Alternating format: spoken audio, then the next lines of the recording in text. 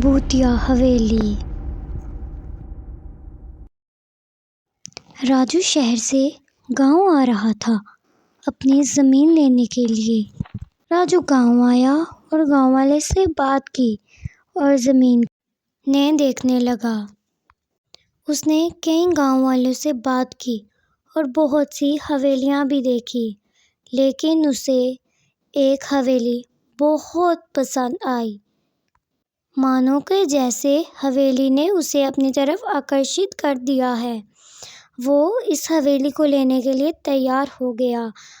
گاؤں والوں نے اسے بہت منع کیا کہ یہاں پر بھوت ہیں، لیکن اس نے کہا کہ میں ان باتوں پر یقین نہیں کرتا۔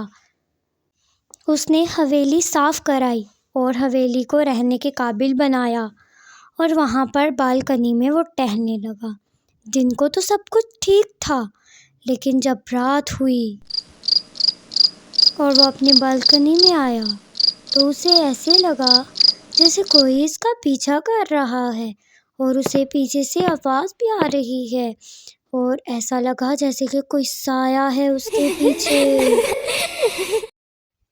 اس نے زیادہ غور نہیں کیا اور اپنے کمرے میں آ گیا سونے کے لیے۔ رات کو اسے اتنی آوازیں سنائی دی اور سایہ دکھائی دیا، وہ سو بھی نہیں پایا پوری رات۔ جب صبح ہوئی تو اس نے گاؤں والوں کو سب کچھ بتایا کہ رات کو اس کے ساتھ یہ ہوا، تو گاؤں والوں نے اسے حویلی کی ہسٹری بتائی کہ ایک گاؤں کا بہت امیر آدمی تھا، وہ اپنے غلاموں پر بہت ظلم کرتا تھا۔ اس نے ایک عورت کی زمین لے لی تھی اور جب وہ مانگنے آئی اس نے اسے مار دیا۔ یہ سن کر راجو حویلی میں آیا اور بالکنی میں کھڑا ہو گیا اور اس نے سوچا کہ کیوں نہ کیمرے لگوائے جائیں گھر میں۔ اس نے پھر اگلے دن کیمرے لگوائے اور رات کو جانچ پڑتال کے لیے بالکنی میں کھڑا ہو گیا۔ تبھی اسے اندر سے آواز آئی اور وہ تلوار لیے آیا۔ وہ بہت ڈر گیا تھا۔ پھر اس نے گن لائی اور اپنے پیچھے سایہ کھڑا ہوا دیکھا۔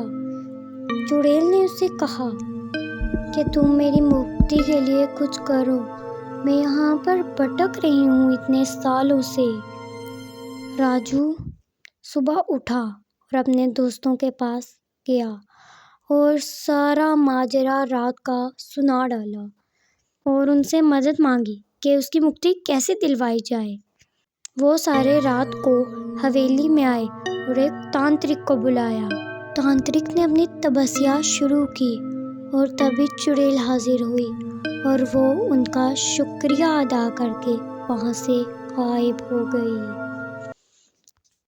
اور اس کے بعد راجو بہت زیادہ خوش ہو گیا اور گاؤں میں حویلی میں خوشحال زندگی گزار کر رہنے لگا۔